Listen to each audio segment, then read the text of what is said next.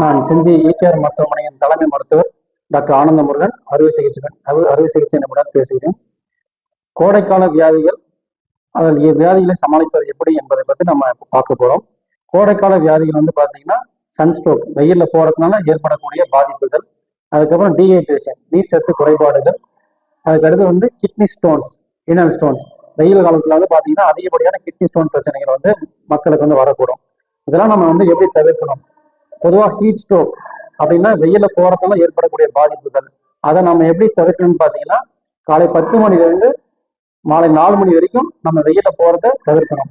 மேலும் வந்து கதர் உடைகள், ரொம்ப லூஸ் ஃபிட்டிங் ட்ரெஸ் போடணும், டைட் ட்ரெஸ் போடக்கூடாது. கதர் ஆடைகள், கொஞ்சம் ஃப்ரீ ட்ரெஸ் வந்து நம்ம போட்டோம்னா நமக்கு வந்து உடம்புல அலர்ஜிஸ் அந்த மாதிரிலாம் வெயில் காலத்தில் வரக்கூடிய அலர்ஜிலாம் வந்து வராது.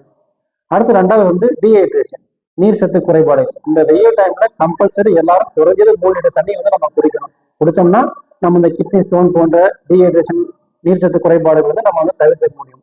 மேற்கொண்டு இந்த வாட்டர் மெலன், இந்த வெள்ளரி பிஞ்சு, இதெல்லாம் வந்து நம்ம நீர் சத்து அதிக உள்ள உணவு வகைகள் அதிகமாக எடுத்துக்கணும். பழங்கள் வந்து நம்ம அதிகமாக எடுத்துக்கணும்.